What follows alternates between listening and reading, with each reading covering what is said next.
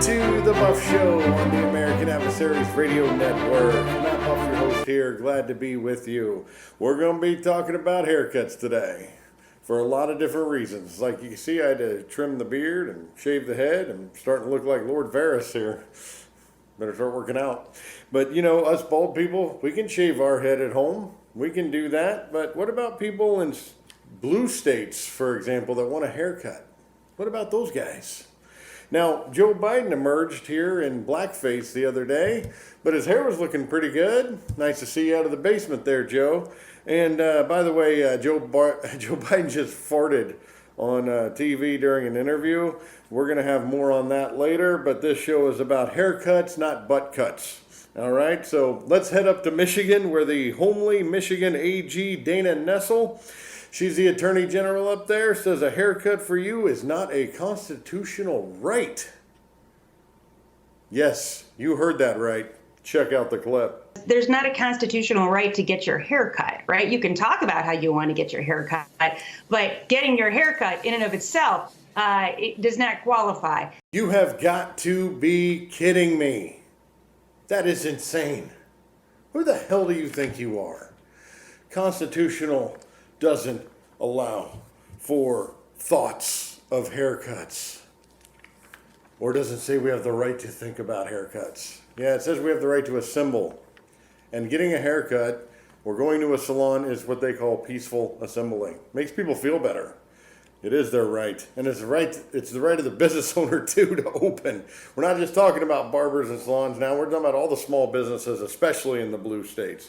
Insanity.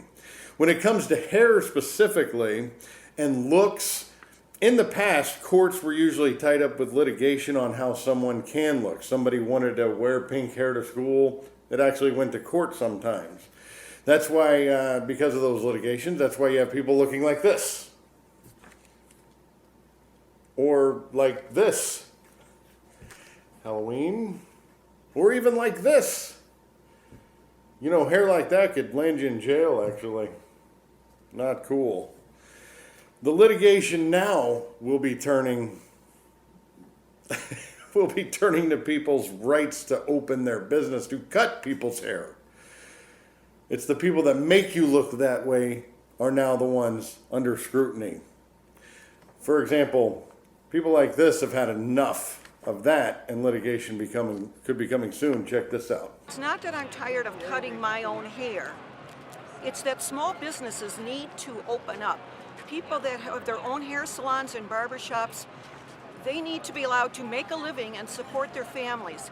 And small businesses are so prevalent in this state, and yet they're the ones that are being unfairly shut down. And yet all of these businesses have been closed by this governor and putting us, it's going to be a depression that lasts for years in Michigan, unless we start to open up small businesses especially, including our hairdressers and barbershops. And there will be more where that came from. You can bet on it. Back in Michigan, Carl Mankey, a 77-year-old barber, had his license suspended by regulators, by specifically AG Dana Nessel. Last week, in this crime, why did they suspend the man's license? 77-year-old barber. Why'd they suspend his license? Because he chose to open up during a lockdown. That's really the most tyrannical thing that the governor has done yet. That's the police state action. Even though Gretchen Whitmer, her own husband, tried to defy the shutdown by getting their boat out of lockdown and invoking her name to do it because he wanted to go boating the Memorial Day weekend. But you know, poor Carl can't cut hair because he doesn't know anybody powerful in the government. And now he's got the full weight of the government coming down on him. The bluer the state, the bigger the problems. It is not constitutional to suspend liberties and close businesses because of the China flu. Carl Mankey knows this, and so do the freedom fighters in Michigan. They organized Operation Haircut.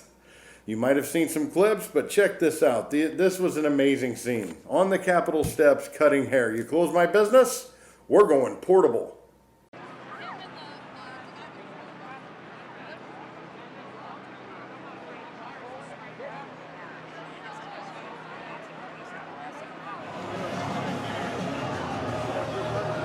That was truly an amazing scene.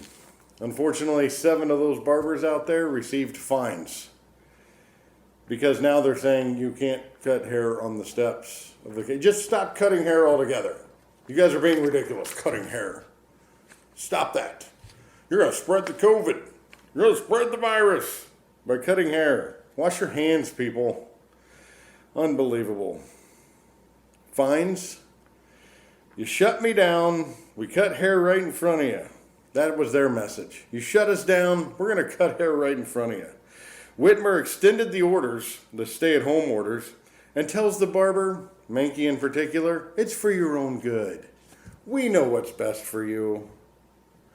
Here's a clip of that. Try to ignore the expressions from the sign language lady. Protections and the work that we've done is to protect the barber as well as all of his clients, and so that's why it's really important that we continue to be smart, to do this in incremental stages. There, settle down, Carl. We're going to destroy your livelihood, but it's for your own good. We got to keep you safe. We got to make sure you don't get symptoms of a flu. We don't want you to get a fever. It's for your own good, so let's just destroy your entire livelihood. It's for your own good. We know what's best for you. We're the government. Unreal. The bluer the state, the bigger the problems. I myself went to get the boys a haircut. That was a harrowing experience. It was a bit of a problem. Long waits when I called places, up to 2 hours, mask requirements, thanks to my friend Dave Levitt. We found a good place, but before that, we called a national chain, and I said, what if they don't wear masks? Because they had a mask requirement. We just want to get the haircut. What if they don't wear masks? They said, we're going to have them hold a moist towel over their face during the haircut. Yeah, lady, we're here for a trim, not a suffocation. All right. We'll be back on The Buff Show.